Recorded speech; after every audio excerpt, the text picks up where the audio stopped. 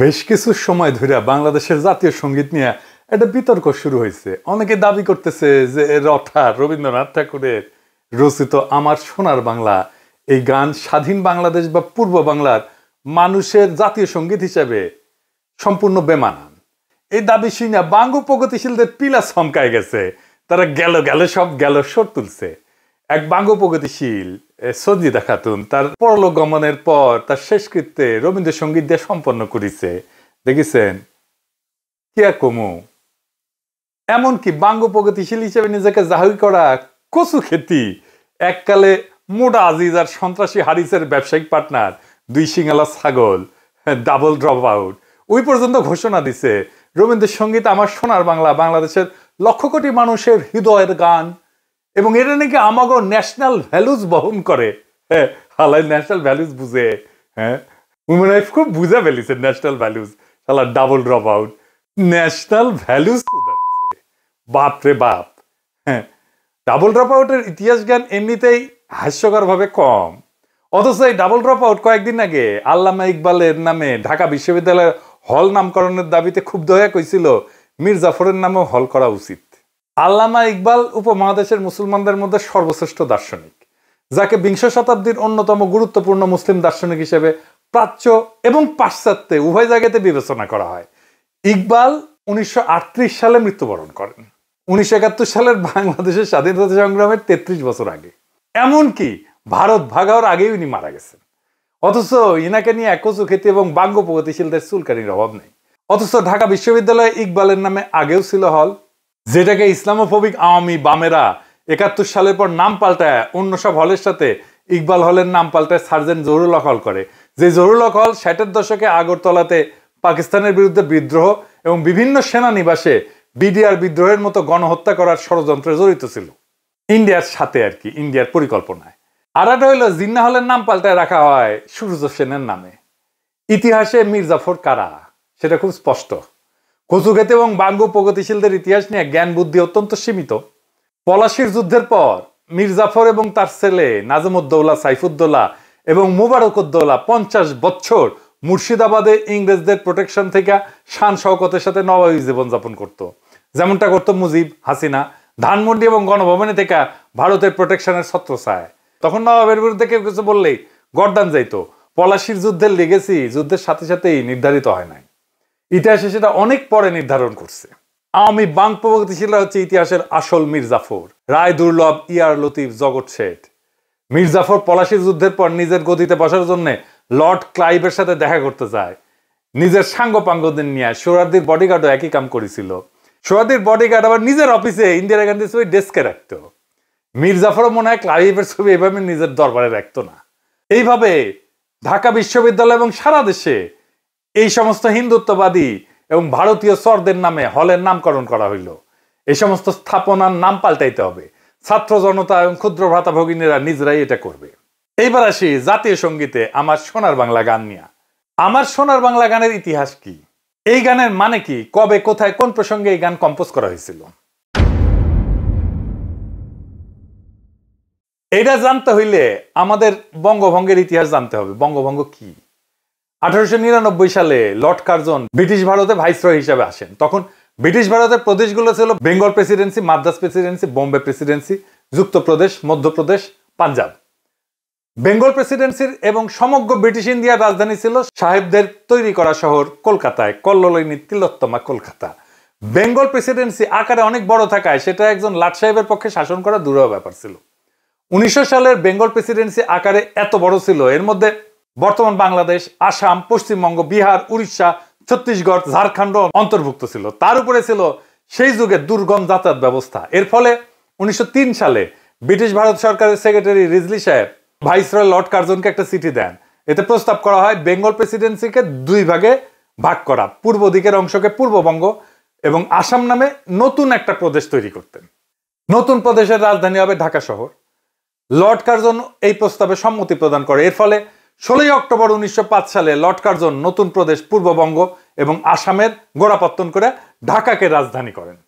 এইভাবে মুঘল যুগে শায়েস্তা খান এবং শাহজাদা আজিমুসানের পর 200 বছর অতিবাহিত হয়ে ঢাকা আবার রাজধানী হিসেবে আত্মপ্রকাশ করে। মুঘল সর্দার মুর্শিদ কুলি খান শাহজাদা আজিমুসানের পর 1700 দশকের প্রথম দিকে রাজধানী ঢাকা থেকে মুর্শিদাবাদে স্থানান্তর করেন। এরপর শুরু হয় বাংলায় হিন্দুত্ববাদীদের আন্দোলন, যেটা সন্ত্রাসবাদের রূপ নেয়। কলকাতার হিন্দু বাবুরা একদম বিক্ষোভে ফেটে পড়ে। এটা নিয়ে কলকাতার ভদ্রলোক বাবুরা অসংখ্য মিছিল বক্তৃতা সমাবেশ করে গরম করে দেয় দুনিয়া। বাবুদের দুইটা সন্ত্রাসবাদী সংগঠন ছিল, একটা কলকাতা কেন্দ্রিক যুগান্তর গ্রুপ আর একটা ঢাকা কেন্দ্রিক অনুশীলন সমিতি। যুগান্তর গ্রুপের সন্ত্রাসী ক্ষুদিরাম বসু একজন সাহেব ম্যাজিস্ট্রেটকে হত্যা করার জন্য সাহেবের গাড়ি লক্ষ্য করে বোমা হামলা করে। এই সমস্ত হিন্দুত্ববাদী সন্ত্রাসীরা 21শে আগস্ট গ্রেনেড হামলার আদি জনক। ক্ষুদিরামের নিক্ষেপ করা গ্রেনেড সাহেবের গাড়ির পরিবর্তে দুইজন মেম সাহেবের গাড়িতে গিয়া পড়ে এবং একজন ইংরেজ ব্যারিস্টারের স্ত্রী এবং কন্যাকে হত্যা করে। ইংরেজ সরকার ক্ষুদিরামকে ধরে বিচার করে ফাঁসিতে লটকায় দেয়। এইরকম নারীঘাতক হিন্দুত্ববাদী সন্ত্রাসীকে আবার বাঙ্গু সমাজে সেলিব্রেট করা হয়, তাকে নিয়ে কবিতা লেখা হয়। এমনকি আমাদের আল মাহমুদও লিখেছিল, চিনতে নাকি সোনার ছেলে ক্ষুদিরামকে চিনতে, রুদ্ধশ্বাসে প্রাণ দিল যে মুক্ত বাতাস কিনতে। কি আর কমু। আর এক বাঙ্গু প্রগতিশীল আব্দুল নূর তুষার ইতিহাস জ্ঞান দিতেছে জাতিরে। দেখেন কি লিখেছে, সে কইতেছে আমাদের দেশে কার্জন হল আছে কিন্তু ক্ষুদিরামের নামে একটা চালাঘর নাই।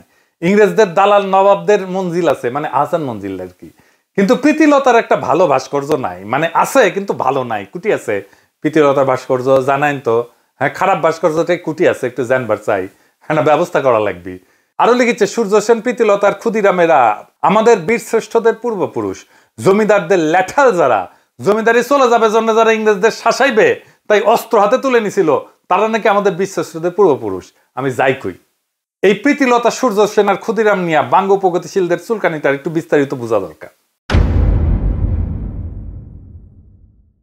ব্রিটিশদের বিরুদ্ধে হিন্দু স্বার্থের জমিদার হিন্দু স্বার্থের আন্দোলন শুরু করছিল বঙ্গভঙ্গ রদ বাতিল করার দাবিতে কয়েকটা সশস্ত্র গ্রুপ করে। এই সময় ব্রিটিশদের বিরুদ্ধে অনুশীলন, যুগান্তর এই ধরনের সশস্ত্র দলগুলির তৎপরতা বাড়তে শুরু করছিল, যারা কালী ভক্ত হিসেবে দেবী মা কালীর পূজা কইরা সশস্ত্র সংগ্রামে ঝাঁপায় পড়ত।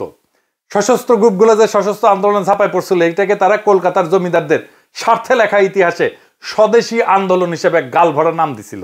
আর এই সময়টাকে একটা ফাঁপা বিপ্লবী বানায় অগ্নি যুগ নামে ডাকা শুরু করছিল। কিন্তু আমাদের খেয়াল করতে হবে, ব্রিটিশ বিরোধী আন্দোলন মানে সেটা অ্যান্টি কলোনি মুভমেন্ট না। আমাদের পূর্ববঙ্গের স্বার্থের প্রশ্নে বিচার করলে অনুশীলন, যুগান্তর ধরনের সশস্ত্র গ্রুপগুলোর জন্মই হয়েছিল কায়েমি জমিদার হিন্দু স্বার্থে। মুসলমান প্রজা বাঙালির উপরে যারা ছিল খড়গহস্ত, অবশ্যই প্রজাদের স্বার্থের পক্ষে তারা ছিল না। 1905 সালে বঙ্গভঙ্গ এবং ইতিহাসের দিকে তাকান, রবীন্দ্রনাথ সহ বিশিষ্ট হিন্দুদের নেতৃত্বে যে বঙ্গভঙ্গ রদের আন্দোলন হয়েছিল, এই আন্দোলন ছিল আমাদের পূর্ববঙ্গের মানুষের স্বার্থ বিরোধী। জমিদার বাঙালির সাথে ঘা মারছিল এই বঙ্গভঙ্গ, কারণ নতুন প্রশাসনিক ব্যবস্থার কারণে কলকাতার প্যারালাল ঢাকা একটা নতুন রাজধানী হয়ে উঠতেছিল। ফলে পূর্ববঙ্গ থেকে কলকাতা শহরে কৃষির উদ্বৃত্ত সাপ্লাই লাইন অনিশ্চিত হয়ে পড়তেছিল। পূর্ববঙ্গের কৃষির উদ্বৃত্ত দিয়ে তৈরি হয়েছিল কল্লোলিনী তিলোত্তমা কলকাতা। আর এই ঘটনার পটভূমিতে কথিত ফাঁকা আলাপের স্বদেশী আন্দোলনের সূত্রপাত। তাহলে হিসাব করেন যে বঙ্গভঙ্গ ব্রিটিশেরা চালু করছিল, পিছিয়ে থাকা পূর্ববঙ্গ আসামের মুসলমানদের স্বার্থের পক্ষে, যেখানে রাজধানী হিসেবে ঢাকা শহর গুরুত্বপূর্ণ হওয়ার সুযোগ তৈরি হইতেছিল। এখানে আপনি কার পক্ষে যাইবেন? যে জমিদার বাবুরাই বঙ্গভঙ্গ বাতিল করলেন তাদের পক্ষে? যে অনুশীলন, যুগান্তর ধরনের সশস্ত্র গ্রুপগুলো ছিল জমিদার শ্রেণীর স্বার্থে, আপনি কি তাদের হিরো বানায় বন্দনা করবেন? আপনার চাষাভূষা পূর্বপুরুষদের সাথে গাদ্দারি করতেছেন? প্রীতিলতা, ক্ষুদিরাম কিংবা সূর্য সেনেরা ছিল সরাসরি জমিদার হিন্দুর স্বার্থের লোক এবং তাদের আন্দোলন কলকাতার শাসকদের আন্দোলন। স্বদেশী আন্দোলন এবং অগ্নিযুগ ছিল জমিদারদের সশস্ত্রতা। একে হিন্দু মুসলমান নির্বিশেষে সকল প্রজাকে আপন মনে করবে। বিশেষ করে পূর্ববঙ্গের মুসলমান প্রজা যারা আজকের বাংলাদেশের মানুষ, তাদের লড়াকু পূর্বপুরুষ হাজী শরীয়তুল্লাহ বা তিতুমিরেরা। আমাদের উত্তরসূরি হিসেবে আমরা কেন প্রীতিলতা, ক্ষুদিরাম কিংবা সূর্য সেনদের আমাদের হিরো বলে মনে করব, যেখানে এরা সরাসরি জমিদার স্বার্থের লোক? জমিদার তাদের অর্থদাতা ছিল, টাকা দিত, চান্দা দিত জমিদারেরা। এবং এই আন্দোলনটাই স্বদেশী আন্দোলন, অগ্নিযুগ, এটা ছিল জমিদারদের আন্দোলন, তাদের জমিদারি রক্ষার আন্দোলন, তাদের শোষণ রক্ষার আন্দোলন। হাসিনার হইয়া ছাত্রলীগ, যুবলীগ যেমন নাম ছিল বর্ষা বিপ্লবের সময় 24-এর, ঠিক একই কাজ করছিল সূর্য সেন, প্রীতিলতা, ক্ষুদিরামেরা। ওরা ছিল জমিদারের ল্যাঠাল, যেরকম ছাত্রলীগ ছিল আওয়ামী লীগের হাসিনার ল্যাঠাল। যে জমিদার ব্যবস্থায় আপনার পূর্বপুরুষদের বঞ্চিত করে রাখা হইতো, এই সশস্ত্র গ্রুপের লোকজন সেই জমিদারদের ভাড়াটে সন্ত্রাসী। তারা তো আপনার পূর্বপুরুষদের স্বার্থের বিরুদ্ধের লোক। এই জমিদার শ্রেণী তো কখনো আপনার পূর্বপুরুষদের বাঙালি বইলাই স্বীকার করে নাই, মান্যতা দেয় নাই। সেই জমিদার শ্রেণীর ঔরসে আজকাল বাংলা ভাষা শিল্প সংস্কৃতি গড়ে উঠছে, সেটা খুব ভালো কথা। কিন্তু জমিদার হিন্দু তো আপনারা এক্সক্লুড কইরা, হিসাবের বাইরে রেখা এই বাংলা ভাষা শিল্প সংস্কৃতির পতন ঘটাইছিল। যে প্রীতিলতার সূর্য সেনের আপনি হিরো বানাইতে চান, তাদের অনুশীলন যুগান্তর ধরনের সশস্ত্র গ্রুপগুলো তো কখনো আপনাকে গোনাতেই ধরে নাই। আপনি তো মুসলমান হলে ঢুকতেও পারতেন না অনুশীলন যুগান্তরে। শুধু তাই না, এরা তো আপনারই স্বার্থ বিরোধী। সাধারণভাবে ঢাকাকে রাজধানী করার বিরোধী একটা আন্দোলন ছিল। চান্স পাইলে এরা প্রীতিলতা, ক্ষুদিরাম কিংবা সূর্য সেনদের নিয়ে আপনার তথাকথিত প্রগতির কাঁচা আবেগ টক বগায় ফুটতে থাকে। সূর্য সেন, ক্ষুদিরাম, প্রীতিলতার নামে কোনো স্মারক বাংলাদেশে থাকবে না। এই বঙ্গভঙ্গ বিরোধী আন্দোলন নিয়ে রমাপ্রসাদ ভাস্কর একটা প্রবন্ধ লিখছিলেন। প্রবন্ধটার নাম বঙ্গভঙ্গ এবং রামেন্দ্র সুন্দর ত্রিবেদী। এই প্রবন্ধে সেই আন্দোলনে রবীন্দ্রনাথ ঠাকুর ওরফে রঠার ভূমিকার বিস্তারিত বর্ণনা আছে। পূর্ব বাংলার চাষা মুসলমানদের জন্য যে এক আলাদা রাজ্য হচ্ছে, এটা কলকাতার বাবুরা মেনে নিতে পারে না। এই জন্যই তাদের এত হাউকাউ আন্দোলন, সন্ত্রাসী কর্মকাণ্ড। ওই আন্দোলনের সময় 25শে আগস্ট 1905 সালে কলকাতার টাউন হলে একটা সভা অনুষ্ঠিত হয়। সেটা ছিল বঙ্গভঙ্গের বিরুদ্ধে একটা প্রবন্ধ পাঠের আসর। বাবুরা নাম দিছিল অবস্থা এবং ব্যবস্থা। ওই আসরে রবীন্দ্রনাথ তার সদ্য রচিত আমার সোনার বাংলা গানটা প্রথম পরিবেশন করে। বাবুরা রঠাকে বঙ্গভঙ্গ আন্দোলনের চারণ কবি হিসেবে নিযুক্ত করে। রঠা উত্তেজিত মাসখানেকের মধ্যে 20 থেকে 25টা উত্তেজনাকর গান রচনা করে ফেলে। এরপর 27শে সেপ্টেম্বর রঠার সভাপতিত্বে 18/4 অক্রুর দত্ত লেনে একটা সভা অনুষ্ঠিত হয়। সেখানে রঠা সর্বপ্রথম রাখি বন্ধন প্রথা চালু করার প্রস্তাব দেন এবং এই উপলক্ষে রাখি সঙ্গীত বাংলার মাটি বাংলার জল এই গানটা রচনা করেন। বাংলার মাটি বাংলার জল, বাংলার বায়ু বাংলার ফল, পূর্ণ হোক পূর্ণ হোক পূর্ণ হোক হে ভগবান। 50,000 কণ্ঠে উচ্চারিত বন্দে মাতরম ধ্বনির মধ্যে সুরেন্দ্রনাথ বন্দ্যোপাধ্যায় সভাপতির অভিভাষণ পাঠ করেন। বাংলায় সেটা রবীন্দ্রনাথ পাঠ করেন। রবীন্দ্রনাথ তাদের মধ্যে ছিলেন এবং তার নতুন গান ওদের বাঁধন যতই শক্ত হবে ততই বাঁধন টুটবে গাইতে থাকেন। এরপর রবীন্দ্রনাথ তার আর একটা গান ধরেন, তা হইল বিধির বাঁধন কাটবে তুমি এমন শক্তিমান। এরপর 1905 সালের আশ্বিন মাসে, মানে সেপ্টেম্বর অক্টোবর সংখ্যায়, রবীন্দ্রনাথ কার্তিক সম্পাদিত বঙ্গদর্শন পত্রিকায় রঠা প্রথম আমার সোনার বাংলা গানটা পাবলিশ করেন, প্রকাশ করেন। এই বঙ্গদর্শন পত্রিকার একটা বিশাল ইতিহাস আছে। কি সেই ইতিহাস? এই পত্রিকা 1872 সালে প্রথম সম্পাদনা করে বের করে বাংলা সাহিত্যের সবচেয়ে কুখ্যাত ইসলামোফোব আর হিন্দুত্ববাদীদের গডফাদার বঙ্কিমচন্দ্র চট্টোপাধ্যায়। বঙ্কিম তার উপন্যাসগুলো এই পত্রিকায় সিরিয়াল আকারে পাবলিশ করত। এইখানে 1882 সালে ধারাবাহিকভাবে প্রকাশিত হয় বঙ্কিমের উপন্যাস আনন্দমঠ। এই আনন্দমঠে বঙ্কিম হিন্দুত্ববাদীদের জাতীয় সঙ্গীত বন্দে মাতরম প্রথম কম্পোজ করে প্রকাশ করেন। পুরা উপন্যাসের বিষয়বস্তু হচ্ছে মুসলিমদের খেদানো। পুরা পত্রিকাটা ছিল ইসলামোফোবিয়ার একটা পাত্র। এইখানে 1884 সালে বঙ্কিম আরেকটা প্রবন্ধ প্রকাশ করে বাংলার কলঙ্ক নামে। মুসলমানদের গালিগালাজ করাইছিল সেই প্রবন্ধের মূল থিম। এরকম বহু লেখা প্রকাশিত হয় এই পত্রিকাতে। পুরা কলকাতার ভদ্রলোক সমাজে এই পত্রিকা গোগ্রাসে গিলত। তাদের ওয়ার্ল্ড ভিউ প্রচার করছে এইটা। রঠা ছোটবেলাতে গোগ্রাসে সমস্ত গল্প গিলত। রঠার নিজের মুখেই শোনেন তার আত্মজীবনীতে কি লিখেছে। অবশেষে বঙ্কিমের বঙ্গদর্শন আসিয়া বাঙালির হৃদয় একেবারে লুট করিয়া লইল। একে তো তাহার জন্য মাসান্তের প্রতীক্ষা করিয়া থাকিতাম, তাহার পরে বড় দলে পড়ার শেষের অপেক্ষা করা আরো বেশি দুঃসহ হইত। এইরকম একটা কুখ্যাত ইসলামোফোব বাংলার মুসলমানকে গালিগালাজ করা পত্রিকাকেই রঠা বাইছে নিলেন আমার সোনার বাংলা গান পাবলিশ করার জন্য, প্রকাশ করার জন্য। আর রঠা এই বঙ্গদর্শন পইরা বড় হইছে। তাহলে ওর ভিতরে কি আছে সেটা বুঝে দেখেন। এই হচ্ছে কচুক্ষেতির স্বল্প জ্ঞানের ন্যাশনাল ভ্যালুজ, এইটার ইতিহাস। এই গানকে যে এখনো জয় বাংলা করা হয় নাই, সেটা তো বাঙ্গু প্রগতিশীলদের 7 জন্মের ভাগ্য। কিন্তু এই ভাগ্য বেশি দিন টিকবে না। হাসিনা যেমনে জয় বাংলা হয়েছে, আওয়ামী লীগ যেমনে জয় বাংলা হয়েছে, 32 নম্বর যেমনে জয় বাংলা হয়েছে, এই গানও জয় বাংলা হবে। এরপর বঙ্গভঙ্গ রদ করার এরকম অপচেষ্টাকে প্রতিহত করার জন্য 1906 সালের ডিসেম্বর মাসে ঢাকায় নওয়াব সলিমুল্লাহ তার বাড়ি আহসান মঞ্জিলে সমগ্র ভারতবর্ষের মুসলমান নেতাদের আমন্ত্রণ জানান। উপলক্ষ ছিল অল ইন্ডিয়া মোহামেডান এডুকেশনাল কনফারেন্সের মিটিং।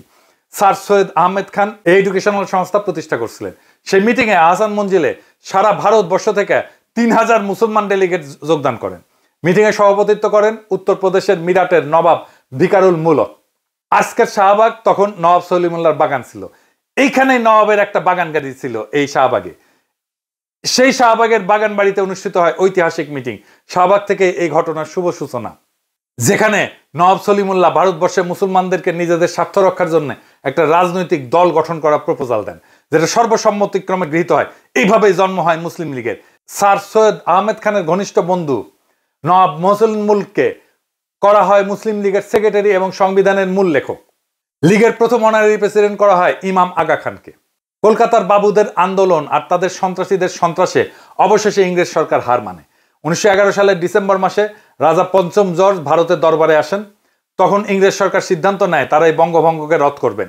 রাজা দরবারে এই প্রক্লেমেশন জারি করেন। রঠাই আনন্দে রচনা করে ফেলেন, জনগণ মন অধিনায়ক জয় হয়ে ভারত ভাগ্য বিধাতা। শুনেন, এই জনগণ মন আজ ভারতের জাতীয় সঙ্গীত। জনগণ মন অধিনায়ক জয় হে ভারত ভাগ্য বিধাতা। পাঞ্জাব সিন্ধু গুজরাট ও মারাঠা দ্রাবিড় উৎকল বন্দ। বিন্ধ্য হিমাচল যমুনা গঙ্গা উচ্ছল জলদি তরঙ্গ। তব শুভ নাম জাগে, তব শুভ আশিস মাগে, গাহে তব জয় গাথা। এই গান গাওয়া হয়েছিল ঢাকা বিশ্ববিদ্যালয়ে।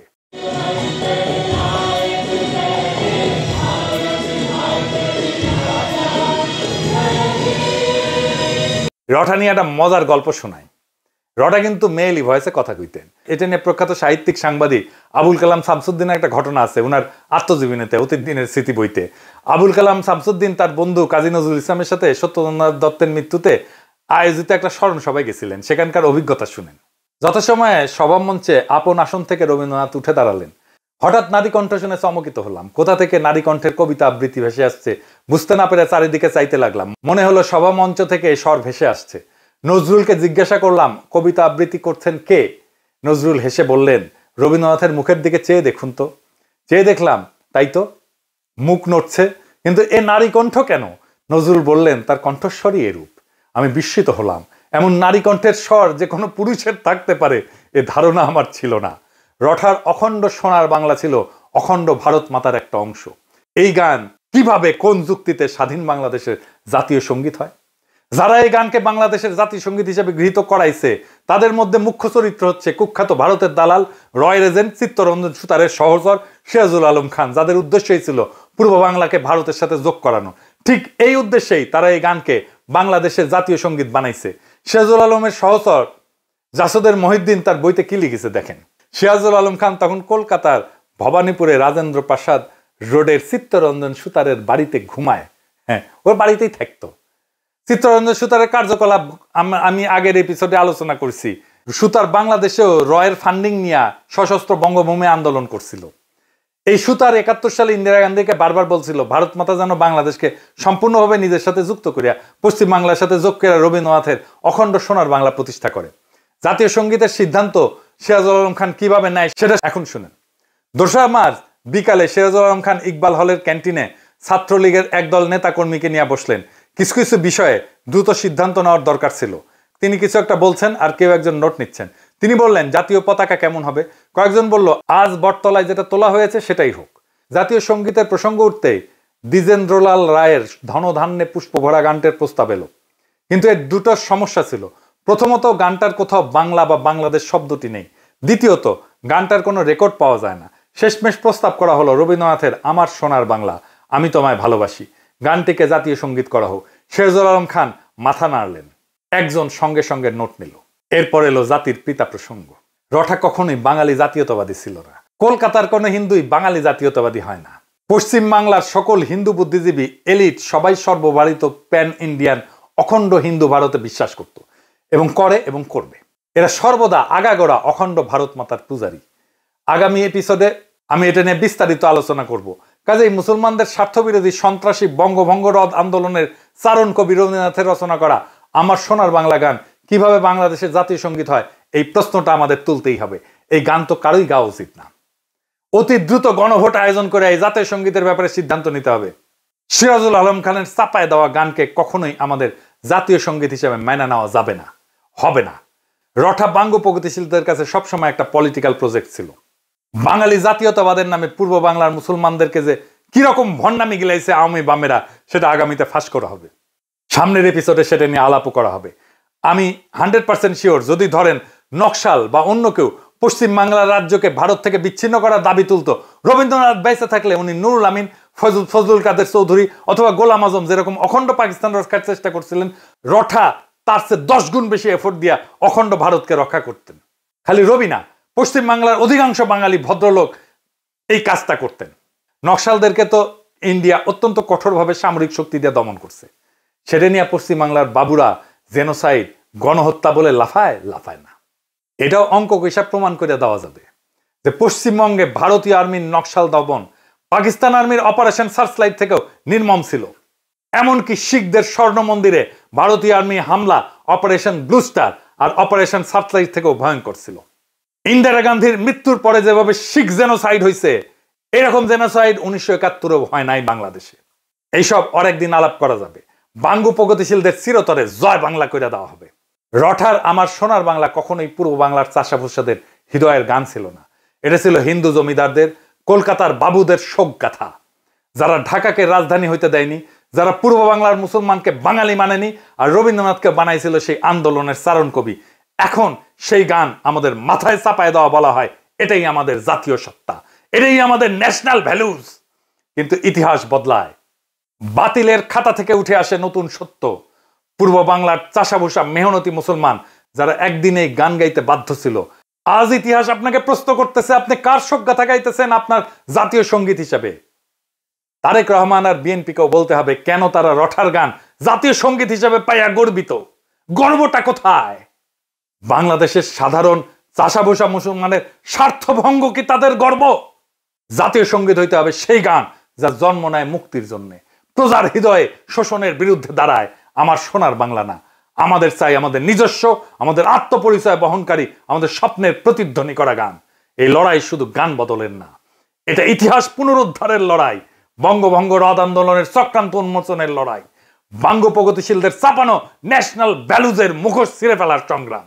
এখনই সময় আসছে রঠার লেখা ইতিহাসের বদলে নিজের কলমে নিজের ইতিহাস লেখার, নিজের কলমে নিজের জাতীয় সঙ্গীত লেখার, নিজের কলমে নিজের গৌরবের ইতিহাস লেখার, বাংলাদেশের ভূখণ্ডের এই জনগণের সত্যিকারের জাগরণের ইতিহাস লেখার।